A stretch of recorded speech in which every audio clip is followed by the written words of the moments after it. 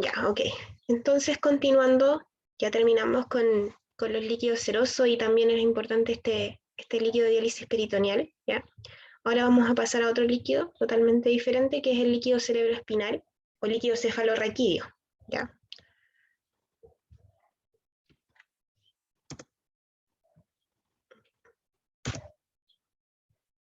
Profe, Ay, una otra vez, pregunta. dígame. ¿Cómo es más correcto llamarlo? ¿El cerebro espinal o cefalorraquídeo? A ver, hoy en día se utiliza el líquido cerebroespinal, pero ha sido un poco difícil dentro de los colegas más antiguos que utilicen el nuevo nombre que se le dio, ¿ya? Pero en anatomía se llama líquido cerebroespinal. Antes se llamaba líquido cefalorraquídeo. Ah, ya. Muchas gracias. Ya. Ok. Vamos a hablar un poco de la anatomía y formación de este líquido. A diferencia de los líquidos que estábamos revisando recién, ¿ya? Estos líquidos serosos, el LCR es una secreción selectiva del plasma, ¿ya? No es un ultrafiltrado. Y en este sentido, es importante esto, ¿ya? Porque esto explica la diferencia de las concentraciones que existe en algunos solutos en comparación al plasma. Por ejemplo, vamos a encontrar que en el líquido cerebroespinal va a haber una concentración más alta de ciertos electrolitos como sodio, cloro y magnesio, mientras que vamos a encontrar concentraciones más bajas que en plasma de potasio y calcio, ¿ya? Por otro lado, las concentraciones de glucosa tienden a ser similares en el líquido cerebroespinal y el plasma, aunque sí un poco menor, más bien un poco menor, ¿ya? En el LCR. En cuanto a las proteínas pasan muy poco al LCR, por lo tanto las concentraciones son muy bajitas. Este líquido se caracteriza por ser producido en los plexos coroideos del ventrículo lateral, el tercer ventrículo y el cuarto ventrículo. Aquí igual está muy chiquitita la imagen, no se alcanza a notar, pero aquí estaría el plexo coroideo del ventrículo lateral, mientras que por acá estaría el plexo coroideo del tercer ventrículo y el del cuarto ventrículo estaría por acá, ¿ya? Por lo tanto, su formación ocurriría a este nivel. Y de esta forma puede fluir por todo el espacio subaracnoideo, ¿ya? Este espacio subaracnoideo está comprendido entre la dura madre y la pía madre, es el espacio que vemos acá. Va a circular entonces por todo el hemisferio cerebral y también por la espina dorsal. El volumen normal va a variar con la edad, ¿ya? En recién nacidos tenemos un volumen normal que va de los 10 a los 60 ml, mientras que en niños tenemos un volumen de los 60 a los 100 ml y en adultos ya tenemos un volumen un poco mayor que va de los 100 a los 150 ml. En cuanto a las funciones de este LCR, está principalmente otorgar una protección al sistema nervioso, ¿ya? Que puede estar dada por cambios abruptos de presión. También es un amortiguador mecánico que va a proteger a todo el sistema nervioso de traumatismo. Va a proporcionar un equilibrio químico homeostático para el sistema nervioso central y también funciona como un vehículo para el intercambio de nutrientes y desechos. Actúa como buffer entre el sistema nervioso central y el sistema sanguíneo. Y por último, es importante destacar que existe un endotelio capilar que va a estar en contacto con el LCR, el cual va a permitir la transferencia de sustancias desde la sangre al LCR o del LCR a la sangre. Este endotelio es lo que nosotros conocemos como barrera hematoencefálica. En cuanto a la importancia clínica de su análisis, tenemos que existen numerosas enfermedades que van a alterar esta barrera hematoencefálica y que por lo tanto van a producir un cambio en la composición del LCR. Y en este sentido es importante estudiar este líquido y su estudio va a ser determinante en el diagnóstico, por ejemplo, de infecciones meningias, meningitis, carcinomatosis y hemorragia. También ocasionalmente puede ser útil en el diagnóstico de enfermedades desmineralizantes del sistema nervioso central o periférico. En cuanto al análisis de este líquido, la toma de muestra es por una punción lumbar, ya que, bueno, como les decía, al igual que los otros líquidos, también tiene que ser una técnica aséptica, ya que le corresponde también al médico, y se obtiene insertando una aguja en el espacio subaracnoideo a nivel lumbar entre las vértebras L3 y L4 o L4 y L5. De manera normal, la presión del líquido cerebroespinal en adultos va de los 90 a los 180 miligramos de mercurio y en niños de 10 a 100 miligramos de mercurio. De tal manera que cuando se punciona y se obtiene la muestra, este líquido va a obtenerse de gota en gota, ¿ya? Sale gota a gota, por lo tanto hay que tener ahí paciencia para obtenerlo. Cuando esta presión del líquido cerebroespinal está alterada, puede haber una hipertensión endocraniana, que es importante identificarla, ¿ya? Porque de manera normal, cuando no existe hipertensión endocraniana, se puede en adultos obtener un volumen hasta 20 ml, ¿ya? Hasta 20 ml es seguro. Cuando existe hipertensión endocraniana, este volumen debe ser menor, ¿ya? Para que no sea peligroso. Y se recomienda que cuando estamos en presencia de esta hipertensión endocraniana se tome un volumen hasta 2 ml, no más allá de eso. Ahí ese volumen complica un poco el análisis, ¿ya? Hay que reducir al máximo ahí los volúmenes en todo lo que comprende el análisis. Se recomienda que se pueden obtener en adultos entre 10 y 12 ml, como yo les decía, hasta 20 ml es seguro cuando no hay hipertensión endocraniana, y en niños de 3 a 5 ml. ¿Cuántos tubos se deben recolectar? Deben ser tubos estériles y sin anticoagulante. A ver, se recomienda que sean 4 tubos, ¿ya? Pero el cuarto tubo puede ser opcional, ¿ya? Por lo menos que se recolecten estos 3. El primero que se va a utilizar para el análisis químico, el segundo para el análisis microbiológico y el tercero para el recuento celular.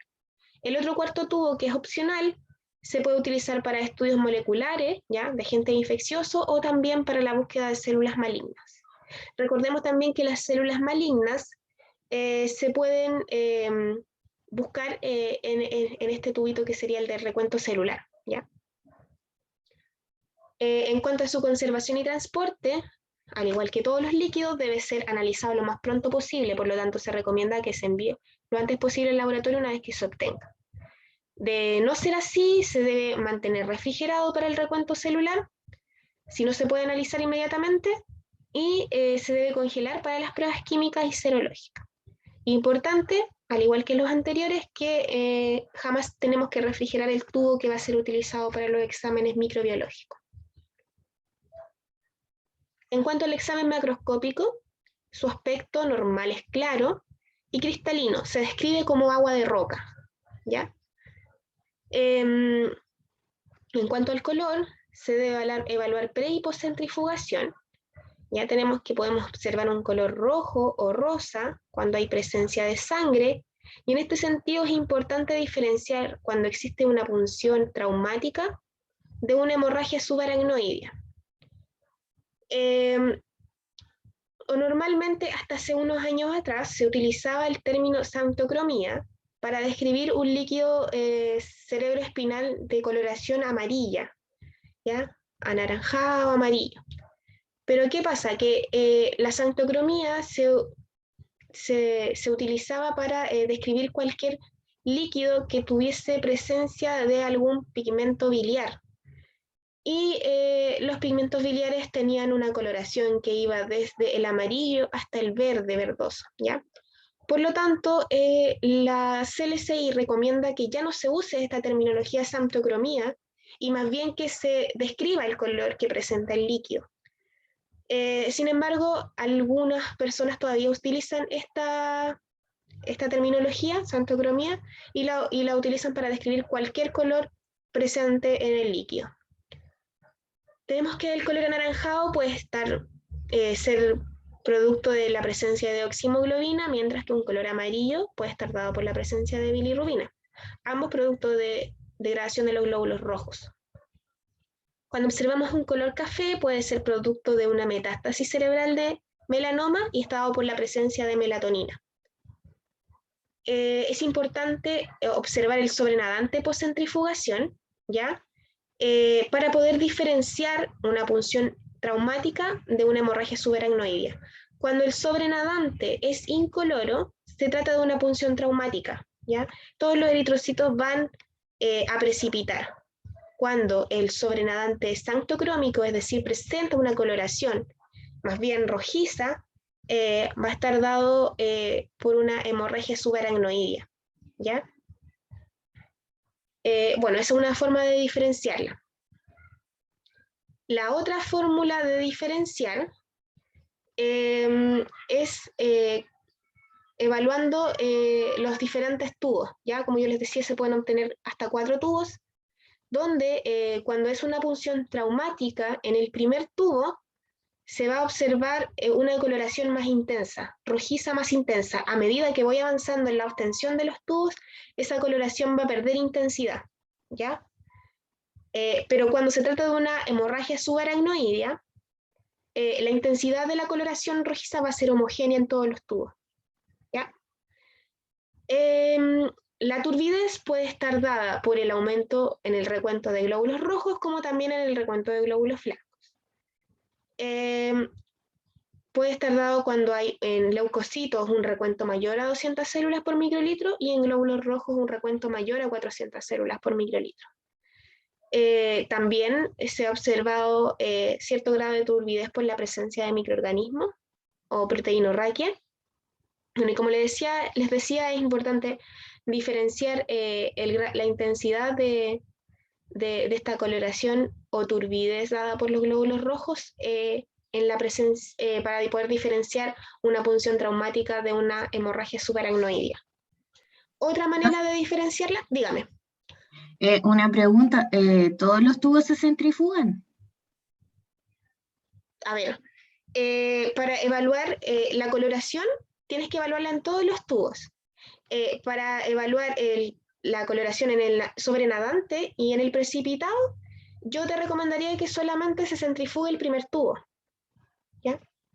Ya, porque perfecto. lo otro obtendrías lo mismo si lo centrifugas.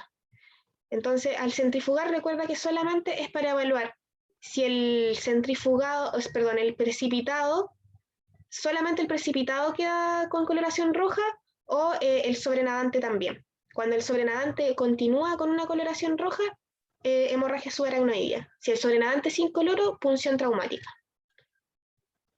¿Ya? Ya, profe, gracias. Ok. Como les decía, otra forma de diferenciar una punción traumática de una hemorragia subaracnoidea es por la presencia de coágulos en la muestra.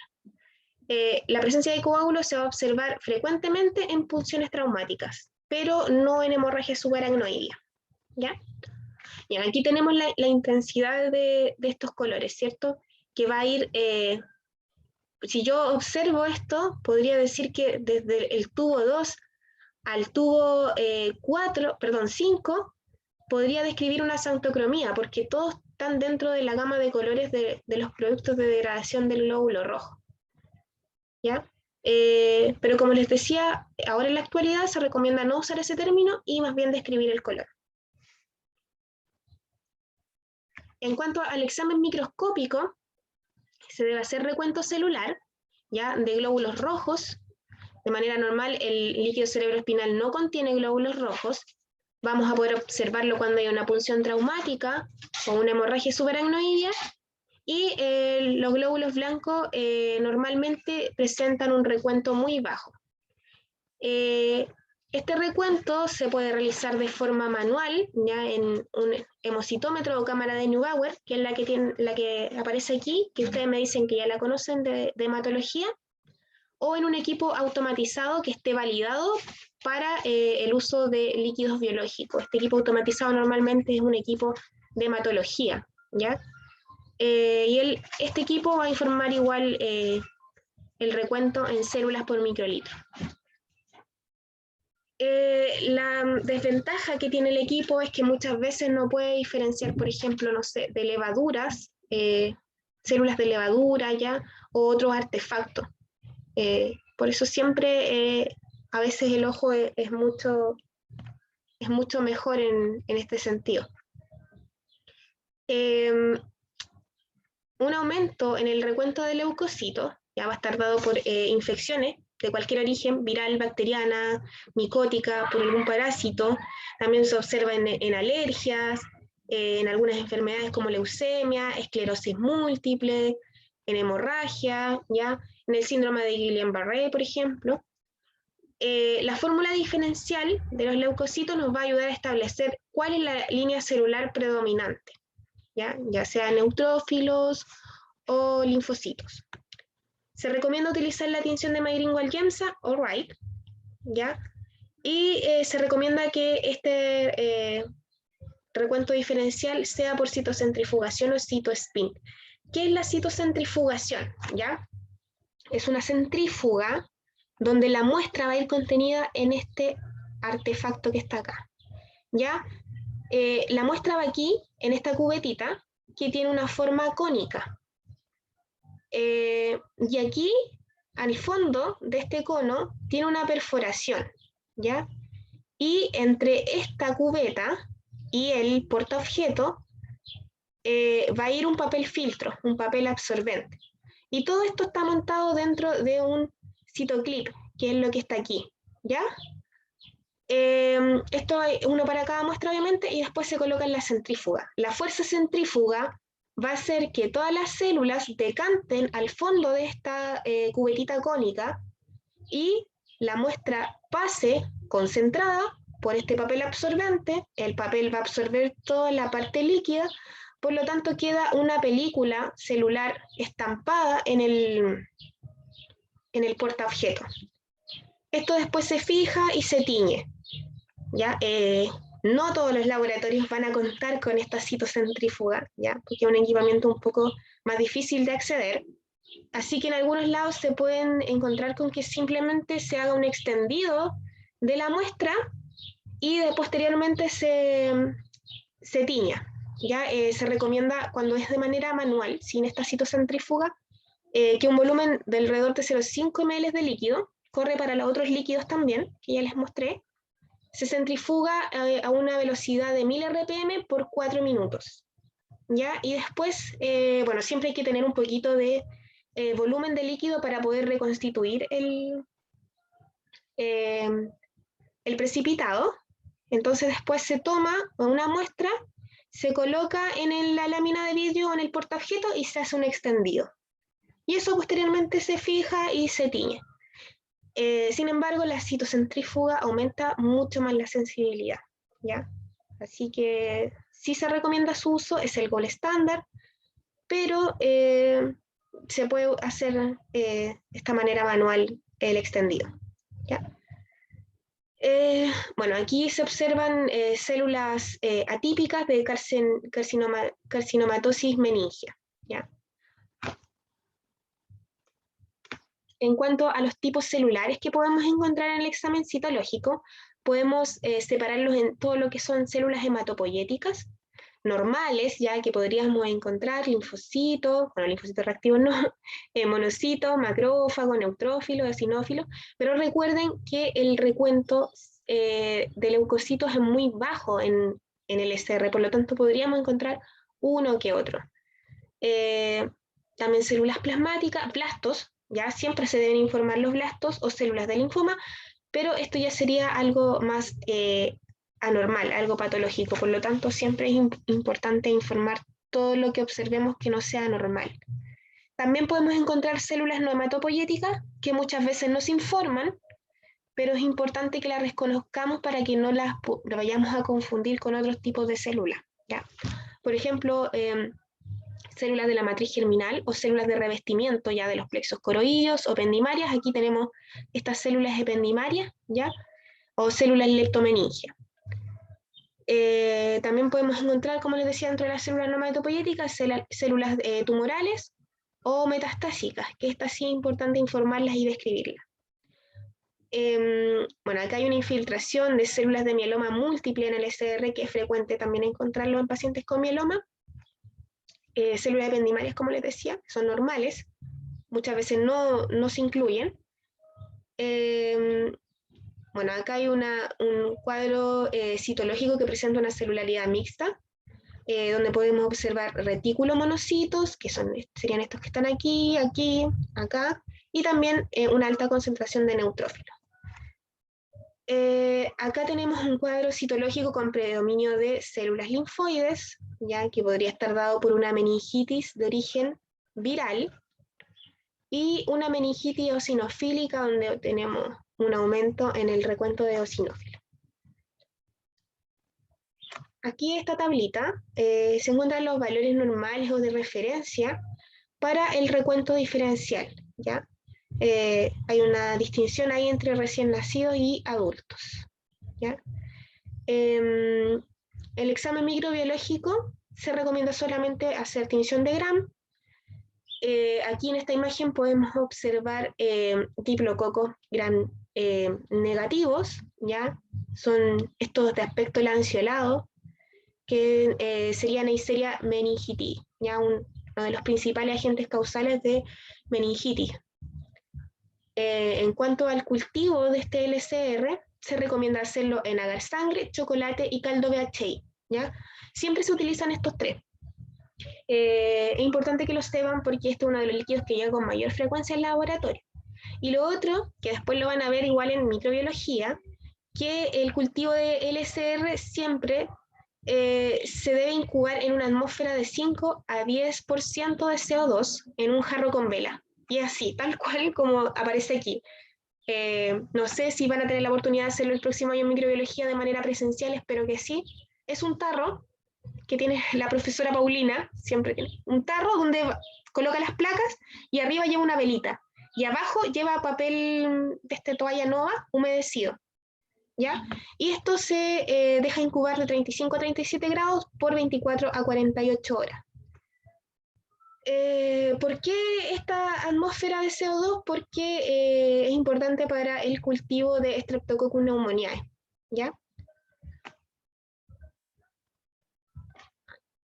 En cuanto al examen químico, principalmente hay tres parámetros que son importantes medir. Uno de ellos es la glucosa, ¿ya? Como les decía, el contenido de glucosa tiende a ser un poco menor en el LCR en comparación al plasma, ¿ya? De un 60 a un 70%. Por lo tanto, un valor normal sería alrededor de 65 miligramos por decilitro. Es importante que para evaluar de manera confiable la glucosa en el LCR también se debe medir en paralelo la concentración de glucosa plasmática. Para realizar el análisis podemos utilizar los mismos métodos que ya habíamos revisado para glucosa plasmática, ¿ya? Glucosa exoquinasa o GOD. Normalmente la glucosa nos va a servir para diferenciar cierto si estamos en presencia de una meningitis bacteriana o viral. En cuanto a las proteínas, yo les mencionaba que las proteínas son muy bajas en el LCR, en adultos alrededor de 15 a 40 miligramos por decilitro, y en niños puede ser un poquito mayor, es lo mismo que en ancianos. ¿Qué metodologías se pueden utilizar para cuantificar proteína en LCR? Métodos turbidimétricos, ya que ya nosotros conocemos, por ejemplo, el que se utiliza para determinar proteínas en orina, el método de precipitación con ácido sulfosalicílico, Exton-Rose, ¿ya? También puede ser precipitación con TCA o otras metodologías, ¿ya? Lactato, bueno, el lactato, los niveles normales del LCR, en LCR va de los 10 a los 22 miligramos por decilitro. Su concentración sí no tiene ninguna relación con la concentración plasmática, por lo tanto no es recomendable que se mida en conjunto con el lactato plasmático. Los incrementos de los niveles de lactato en el LCR pueden ser resultado de un metabolismo anaeróbico que está ocurriendo al interior del sistema nervioso central, causado por una hipoxia tisular o una oxigenación disminuida. Los valores aumentados de lactato en el LCR pueden estar asociados con bajos niveles de glucosa en el LCR, ¿ya? Y al combinar ambos resultados, ambos parámetros, podrían ser un buen indicador para el diagnóstico de meningitis bacteriana. aquí hay una tabla donde aparecen los valores que podemos utilizar para discriminar entre una meningitis bacteriana, una viral y una fúngica. Destacar principalmente el aspecto. La meningitis bacteriana siempre va a tener un aspecto turbio en el LSR. En la viral podemos encontrar que puede presentar un aspecto claro. Cuando se trata de una meningitis fúngica puede aparecer un coágulo de fibrina. Las concentraciones de proteína siempre van a ser mayores en una meningitis bacteriana que una viral. En cuanto a la glucosa, la bacteriana, recordar que siempre va a estar disminuida por debajo de los valores normales, producto del consumo de las bacterias, ¿ya? En cambio, en una meningitis viral podemos encontrar la normal. Bueno, la tinción de Gram, importante para identificar una meningitis bacteriana, siempre va a estar la mayor parte del tiempo positiva, ¿ya? A diferencia de una viral. El recuento de glóbulos blancos también ahí, importante mencionarlo. Y en cuanto al predominio, en la meningitis bacteriana siempre va a haber un predominio polimorfonuclear, mientras que en la viral el predominio va a ser mononuclear.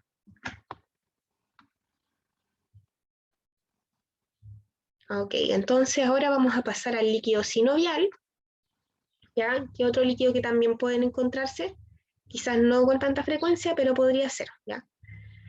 Me esperan un poquito, voy a... ¿Dónde tengo esto? Ahora sí. Ok, entonces el líquido sinovial se caracteriza por ser un líquido viscoso, ¿ya? Que va a estar contenido en la cavidad sinovial. Esta cavidad sinovial es la que recubre las articulaciones. El líquido sinovial, al igual que los líquidos serosos, son un ultrafiltrado del plasma, ¿ya? Pero que se va a formar en este caso en la membrana sinovial. Vamos a encontrar dos tipos de células que son los encargados de formar, secretar cierta componentes del líquido sinovial, que son los sinoviocitos, ¿ya? Y los sinoviocitos pueden ser de dos tipos. Tenemos el sinoviocito A y el B, y en el examen microscópico no se pueden diferenciar morfológicamente, ya solamente se puede identificar como sinoviocito. Los de tipo A tienen una actividad fagocítica, mientras que los del tipo B tienen la función de secretar al líquido sinovial un mucopolisacárido que va a contener ácido hialurónico. Y este ácido hialurónico es el que le da la viscosidad al líquido sinovial. Dentro de las funciones tenemos que reduce la fricción que se produce entre los huesos con el movimiento, también va a lubricar las articulaciones y también va a proporcionar nutrientes y oxígenos a todo lo que es el cartílago articular. Y por último va a disminuir el impacto de compresión que se produce al caminar o al correr, al trotar. El volumen normal de este líquido sinovial es alrededor de 4 ml, pero cuando hay una inflamación en la articulación puede aumentar a más de 25 ml.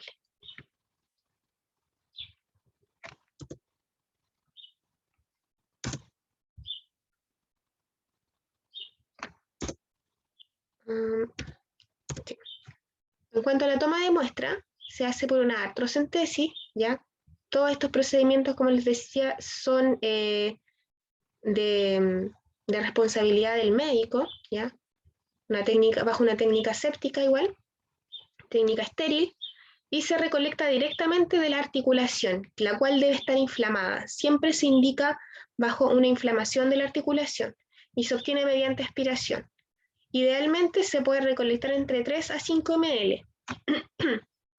Para el examen químico se recomienda un tubo sin anticoagulante, mientras que para el recuento celular y búsqueda de cristales se recomienda un tubo con esta, y para la búsqueda de cristales con heparina. Para el cultivo se recomienda utilizar un frasco de hemocultivo, ¿ya? Debido al volumen de líquido se recomienda que sea pediátrico. Y los exámenes microbiológicos solamente necesitamos un frasco estéril. En cuanto al examen macroscópico, su color es amarillo pálido y cuando es patológico podemos encontrar amarillo fuerte, blanco o rojo. El aspecto normal es translúcido, en aspecto patológico turbio, de diferente intensidad. Y aquí también cobra importancia otro análisis que es la viscosidad, o signo de hilo o de filancia, lo pueden encontrar así. Que va a ser normal cuando es mayor a 4 centímetros y menor a 4 centímetros sería patológico. ¿Cómo se realiza esto? Se toma una muestra de este líquido sinovial y se coloca sobre un portaobjeto. Con una varilla de madera o plástica, se toma una porción de esta muestra y se estira sobre el porta. Si se corta antes de los 4 centímetros, sería patológico. Si se corta por sobre los 4 centímetros, estaría normal. ¿Ya? En los líquidos inflamatorios, ya patológicos, el hialuronato podría ser despolimerizado por la acción de las hialuronidasas presentes en neutrófilos y bacterias, por lo tanto, en ese sentido podría estar disminuida la viscosidad, ¿ya? Porque recordemos que este ácido hialurónico es el que le da la viscosidad al líquido. Aquí podemos encontrar diferentes aspectos del líquido sinovial. Ya aquí tendríamos un líquido normal, así debería observarse, un líquido inflamatorio, un líquido hemorrágico y aquí podríamos tener un líquido séptico que además de verse hemorrágico se ve lechoso. En cuanto al recuento celular, se recomienda que sea en cámara de Neubauer, tanto para el recuento de blancos como de glóbulos rojos. Se informa en células por microlitro.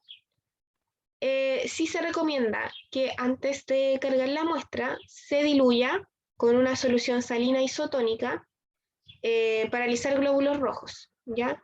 Se puede usar solución salina al 0,3% y es importante nunca usar soluciones que contengan ácido acético porque el ácido acético forma coágulos con el hialuronato, ¿ya? Y ahí ya no se podría observar la muestra y la perdería. Cuando el líquido es muy viscoso, va a dificultar que se cargue en la cámara, ¿ya? No se va a esparcir por toda la superficie de la cámara. Y en ese caso se puede agregar hialuronidasa, ¿ya? Serían 400 unidades a 1 ml de líquido. Y eso se incuba por 10 minutos a 37 grados Celsius y luego de eso se puede cargar para que disminuya la viscosidad. En cuanto a la citología normal y patológica, una citocentrifugación con un recuento de células nucleadas mayor a 1000 o 2000 células por microlitro, ¿ya? Cuando el recuento celular, cuando el recuento de células nucleadas es menor a esto, no sería necesario hacer un recuento diferencial, ¿ya? Todas las células se reportan en porcentaje y los tipos de células más frecuentes que vamos a encontrar en el líquido sinovial son células hematopoyéticas, las normales que tenemos acá, y las anormales como los blastos, ¿ya? Y no hematopoyéticas, que pueden ser células normales de revestimiento sinovial, como los sinoviocitos, que son los que yo les hablaba al principio, y también células malignas o tumorales. Pero en el líquido sinovial es más raro encontrar células malignas, ¿ya? Acá tenemos algunos ejemplos de células que podemos encontrar, ¿ya? Podemos observar un lipófago, que es una célula fagocítica con contenido lipídico en su interior, células normales, ya de células hematopoyéticas normales, como un linfocito, un polimorfo nuclear, un monocito, y también células normales de revestimiento, que serían los sinoviocitos. Los sinoviocitos serían como en analogía lo mismo que una célula mesotelial en un líquido seroso. Y si se fijan, el aspecto es muy similar, solamente que esta está presente en líquido sinovial. También podemos observar células de lupus, neutrófago, ¿ya? O células de Reiter, que son neutrófilos también con, que van a estar en su interior con otro tipo celular, ya puede ser un linfocito, van a estar haciendo una fagocitosis de otra célula, Eritrófago también podemos observar, ya que van a ser neutrófilos que tienen en su interior glóbulos rojos que lo van a estar fagocitando, ¿ya? También podemos observar siderófagos, neutrófilos que tienen en su interior gránulos de siderina. El examen químico, normalmente al líquido sinovial no se le realiza examen químico de rutina, no es que a mí me llegue un líquido sinovial al laboratorio y yo tenga que hacerle examen químico, a no ser que venga especificado en la orden médica, ¿ya? Que, no sé, a este líquido sinovial mídale colesterol, por ejemplo. Si no está especificado, no se hace. Por lo tanto, no hay un rango de referencia como tal, ya esta tablita la encontré por ahí, ya, respecto al contenido de lípidos y de glucosa, ya. Bueno, también aquí cobra importancia la medición de ácido úrico para la determinación y el diagnóstico de gota. Pero como les digo, si no viene especificado en la orden que se realicen estos análisis, no se realiza. El colesterol podemos encontrarlo elevado en líquidos inflamatorios y también podemos observar presencia de cristales de colesterol. Los triglicéridos van a estar aumentados de 2 a 3 veces al valor sérico en líquidos quilosos. Y cuando hay una diferencia de glucosa mayor a 20 miligramos por decilitro, en cuanto a la glucosa plasmática, se sugiere una infección. No es de utilidad clínica la medición de proteínas y, como les decía, la medición de ácido úrico se utiliza en el diagnóstico de artritis gotosa. Pero en este sentido, siempre el gold estándar para el diagnóstico de artritis gotosa va a ser la búsqueda de cristales de ácido úrico con un microscopio de luz polarizada. Lo vamos a ver más adelante. El examen microbiológico se recomienda utilizar tinción de Gram y naranja de acridina. El cultivo corriente más frasco de hemocultivo pediátrico. El líquido sinovial, en cuanto a sus exámenes de laboratorio, se puede clasificar en diferentes grupos, ¿ya? Grupo no inflamatorio, que sería el grupo 1, grupo 2 inflamatorio, grupo 3 séptico y el grupo 4 hemorrágico. Aquí están las características de cada uno de ellos, sin embargo es importante mencionar que el grupo inflamatorio y el grupo séptico tienen cierta superposición en algunos parámetros. Por ejemplo, en los neutrófilos, ¿ya? Podemos observar, por ejemplo, que en el grupo inflamatorio son mayor a 50%, mientras que en el grupo séptico mayor al 75%. En alguna parte, entre el 50 y el 75%, existe una superposición entre ambos. Lo mismo que para el color, por ejemplo, ya ambos podrían ser amarillos. También en el recuento de glóbulos blancos, ya también existe una superposición entre ambos. Lo que sí es importante es que la artritis infecciosa debe ser detectada rápidamente, ¿ya? Si no se detecta rápidamente una artritis infecciosa, puede ocurrir una pérdida del tejido óseo o también una disfunción articular. Y el principal agente causal de esta artritis infecciosa sería el Staphylococcus aureus. En una infección articular proteica, se puede observar un recuento bajo de leucocitos, ¿ya? Por debajo de los 1100 células por microlitro. Por otro lado, una artritis reactiva va a ser aquella que se va a desencadenar por una infección fuera de la articulación, ¿ya? Como una infección gastrointestinal o en el aparato genitourinario. Y también podemos encontrar la artritis lúpica. Ya aquí vamos a estos pacientes con lupus eritomatoso sistémico y es frecuente observar la presencia de células de lupus. En cuanto a la búsqueda de cristales en el líquido sinovial, representa un criterio de gran utilidad en el diagnóstico y se debe informar la presencia y el tipo de cristal. Como les decía, el gold estándar para la búsqueda de cristales es la microscopía de luz polarizada. ¿En qué consiste esta microscopía de luz polarizada? Yo puedo tener un microscopio de campo claro, ya un microscopio normal, que es el que ustedes conocen, y transformarlo en un microscopio de luz polarizada al agregar filtros polarizadores. Son 2 filtros que se utilizan. El primer filtro va a ir entre la fuente de luz y el diafragma, perdón, el condensador, entre la fuente de luz y el condensador. Y la función que tiene este filtro polarizador es que cuando nosotros tenemos una fuente de luz, la luz emitida va a vibrar en diferentes direcciones, pero este filtro polarizador va a dejar pasar solamente la luz que está vibrando en un solo plano, ¿ya? Y va ubicado normalmente de manera horizontal en el plano del microscopio. Luego tenemos la muestra, ¿ya? Que puede o no contener cristales, y vamos a tener otro filtro que va a ser el filtro analizador, que este va a ir entre la muestra y el ocular, ¿ya? Y este filtro, como el otro estaba en una posición horizontal, este va a ir en una posición vertical, por lo tanto queda en un ángulo de 90 grados con el otro filtro que ya teníamos antes, lo que va a hacer que nos va a interrumpir el paso de la luz. Por lo tanto, de esta forma nosotros vamos a ver, cuando no hay presencia de cristales, se va a ver todo oscuro, ¿ya? El fondo se ve como negro, ¿ya?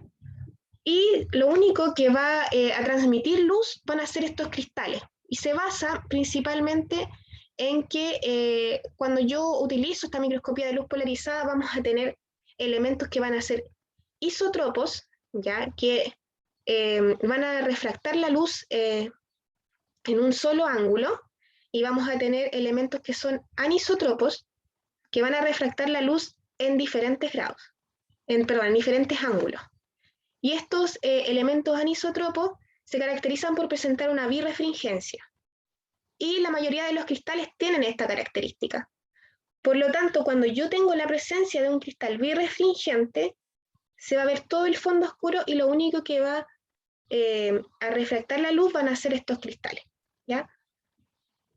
Acá tenemos un ejemplo de ello, como podemos observar los cristales de ácido úrico, ¿ya?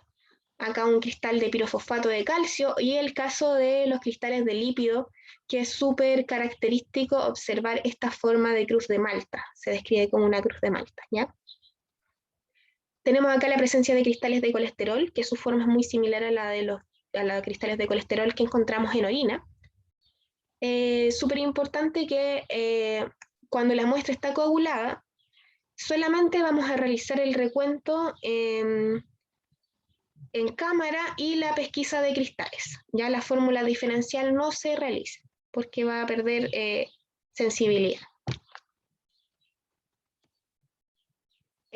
Por último, tenemos el líquido amniótico, ¿ya? El líquido amniótico es un líquido que ya no llega con tanta frecuencia al laboratorio, porque es un líquido que su análisis nos permite identificar ciertas patologías a nivel genético, o nos puede ayudar a identificar también cuando existe riesgo de parto prematuro, qué sé yo, inmadurez fetal, pero ahora existen otras pruebas en el laboratorio que no requieren de esta toma de muestra tan invasiva. Por lo tanto, se ha estado perdiendo un poco su validez, ¿ya? Sin embargo, es importante que lo conozcan. Bueno, el líquido amniótico es un líquido que se encuentra dentro del amnios. El amnios es un saco membranoso que rodea al feto y lo va a proteger durante la gestación, que tenemos acá, ¿cierto? Aquí en el interior vamos a encontrar el líquido amniótico. Dentro de sus funciones, nos permite la amortiguación del feto, ¿ya? Por efecto de cualquier traumatismo. También permite el intercambio de sustancias entre la madre y el feto, ya sea nutrientes o desechos. Permite el movimiento fetal y también permite estabilizar la temperatura para proteger al feto de cambios extremos de temperatura. También permite el desarrollo apropiado del pulmón, permite la madurez pulmonar. En cuanto al volumen, este va a variar durante el embarazo, ¿ya?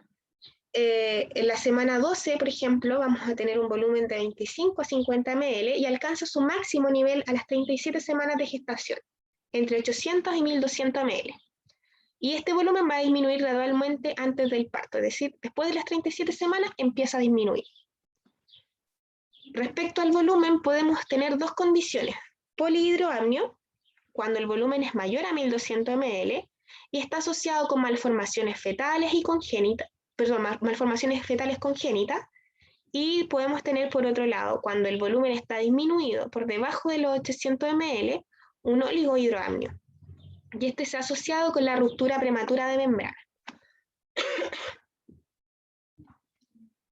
En cuanto a la toma de muestra, es una amniocentesis y se indica, puede estar indicada al final del primer trimestre y el principio del segundo trimestre, por sospecha en defectos del tubo neural o anormalidades genéticas. También se puede tomar al final del segundo trimestre cuando hay un retardo del crecimiento intrauterino, y finalmente también se puede tomar entre las 32 y 42 semanas de gestación para evaluar un posible sufrimiento fetal o evaluar la madurez pulmonar fetal. Cuando es importante evaluar la madurez pulmonar fetal cuando hay riesgo de parto prematuro, ¿ya? Como les decía, el análisis de este líquido amniótico nos permite detectar alteraciones cromosómicas, alteraciones genéticas y malformaciones fetales. Sin embargo, ahora hay otros análisis que se pueden hacer que, más a nivel molecular, qué sé yo, que van a hacer que esta técnica invasiva ya no se utilice tanto. Y también vamos a tener otros exámenes ecográficos. ¿Ya? Hay que recordar que antes todo el tema de imagen no estaba tan desarrollado como está ahora. ¿Ya? Ahora a través de la ecografía, estas ecografías en 3D que hay, permite identificar muchas cosas que antes no se podían identificar. ¿Ya? Y eso ha venido a reemplazar un poco al análisis del líquido amniótico. Ya, entonces la toma de muestra, como les decía, una amniocentesis, la cual puede ser transabdominal o vaginal. La que más se utiliza es la amniocentesis transabdominal, ya, y se realiza una punción aspirativa a través de la pared abdominal de la mamá. Debe ser realizada obviamente por un profesional competente, ya, con una técnica séptica para evitar ingresar cualquier agente patógeno al saco amniótico. Tiene que realizarse constantemente con un ultrasonido, ¿ya? Para monitorear al bebé y todo.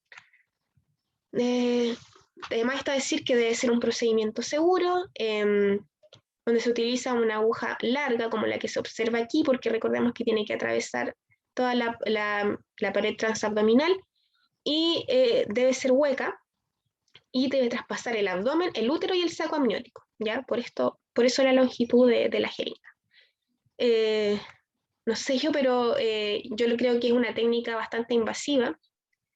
Y me imagino que para la mamá debe representar un estrés súper grande, o sea, no sé qué piensan ustedes, pero yo lo veo así. No es llegar y someterse a este procedimiento.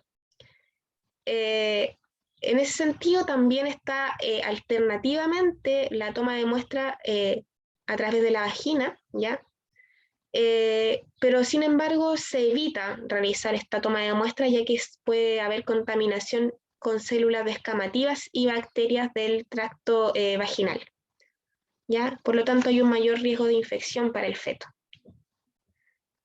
En cuanto a la muestra, como les decía, se recoge en jeringas estériles, ya con esta aguja larga que permite traspasar la pared abdominal y el útero y el saco amniótico. Como máximo se deben tomar 30 ml, pero se recomienda que sean de 10 a 20. El estudio físico-químico se requiere una muestra en un tubo sin anticoagulante. Para el estudio citológico, un tubo con anticoagulante ETA, y para estudios microbiológicos, simplemente un frasco estéril. Se recomienda que se descarten los primeros 2 o 3 ml, ¿ya? Porque pueden contaminarse con sangre materna, líquido tisular y otras células. Una de las pruebas que se realiza al líquido amniótico es el test de Fern, o test de cristalización. Ya, este test nos va a permitir diferenciar el líquido amniótico de la orina, ya hay otros fluidos corporales también. Y se utiliza para evaluar ruptura prematura de membrana. Se toma una muestra de fluido vaginal y esta se coloca sobre un portaobjeto de vidrio.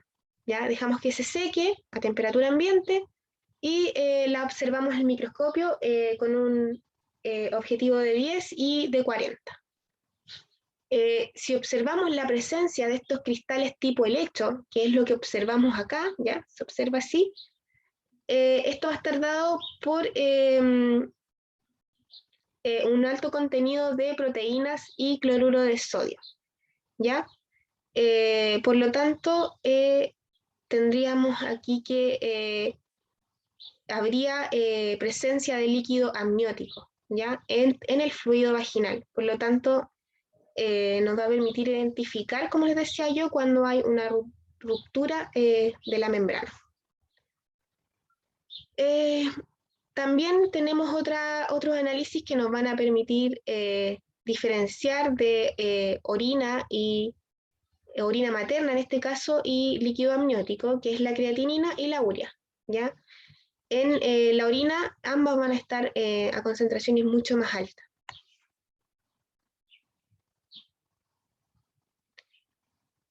¿Por qué es importante, perdón, identificar esto? ¿Ya?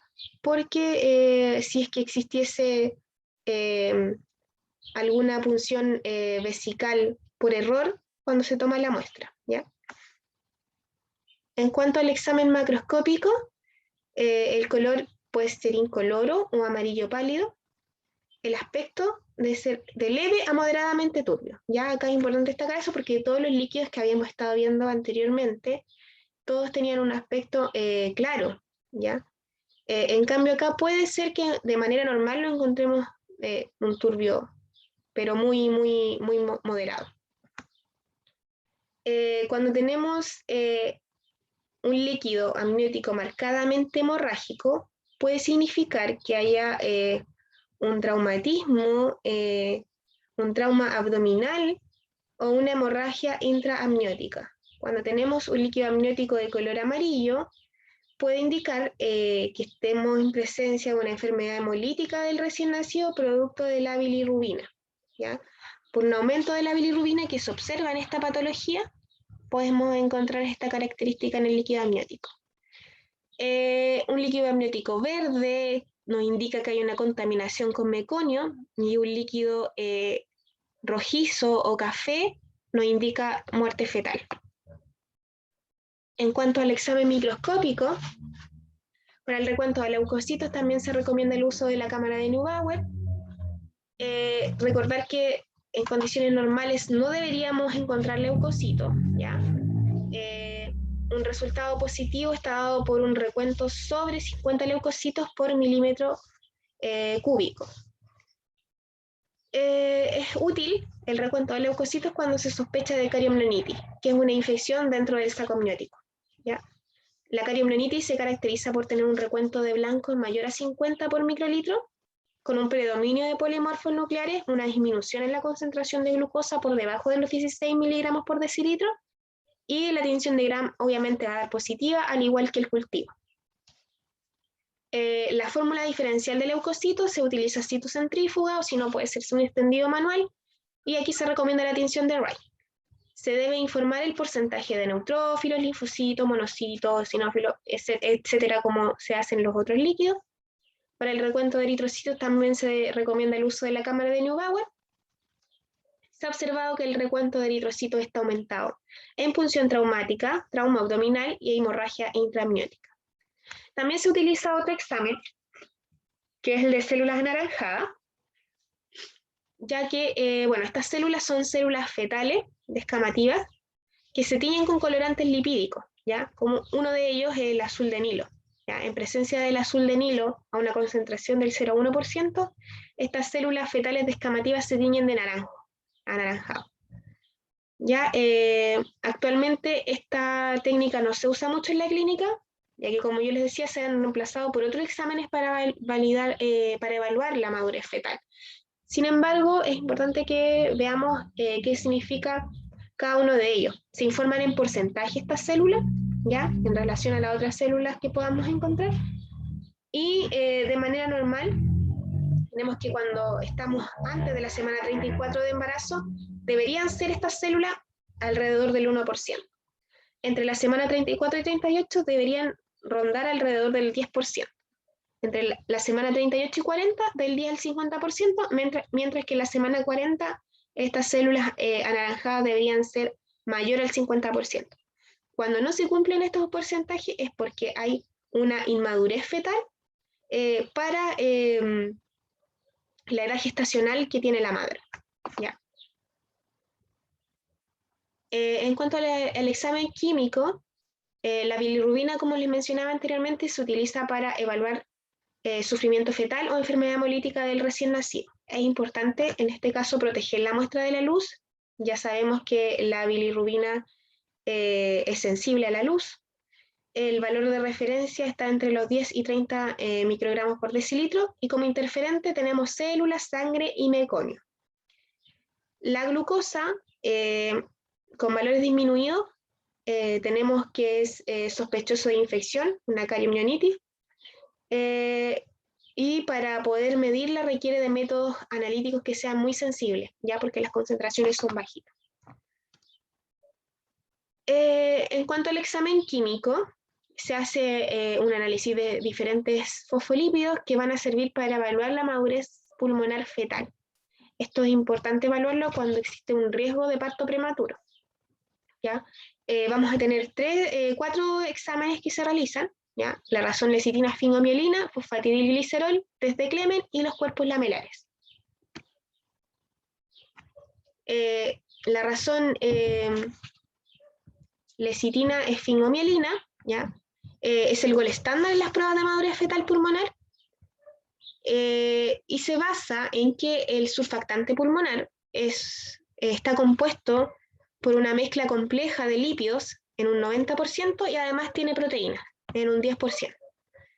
Entonces, cuando estamos antes de la semana 35, esta razón lecitina esfingomielina debería ser, si es menor a 1,6, indica un grado de inmadurez.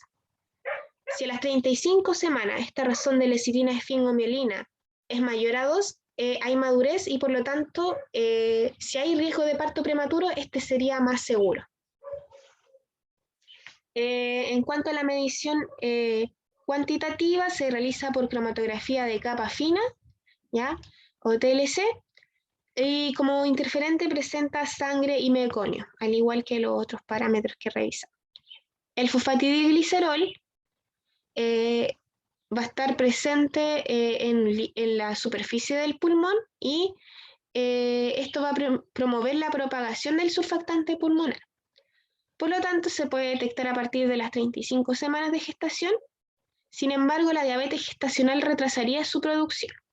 Como técnica para su medición, también se puede ocupar la cromatografía en capa fina y un test de aglutinación inmunológica. El test de aglutinación inmunológica tiene la ventaja de ser más rápido y fácil y no requiere un equipamiento tan especializado como el de la cromatografía en capa fina. Cuando este examen da negativo, indica inmadurez. Si es positivo débil o positivo fuerte, indica madurez. Y otra ventaja que tiene la medición de fosfatidilglicerol es que en este no va a interferir la presencia de sangre o meconio.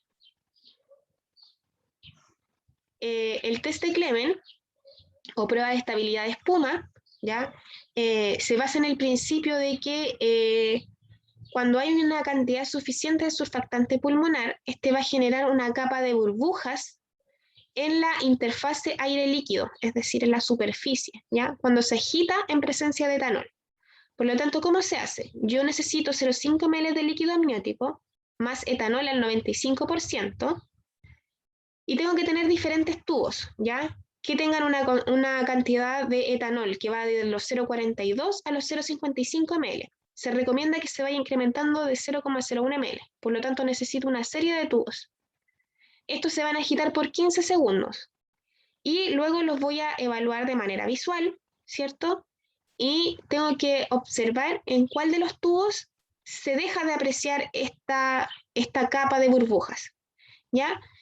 Si el valor es mayor a 0,47, es decir, si el tubo en el que yo dejo de observar esta presencia de burbujas es en el que se agregaron más de 0,47 ml de etanol, indica madurez fetal pulmonar, inmadurez pulmonar fetal.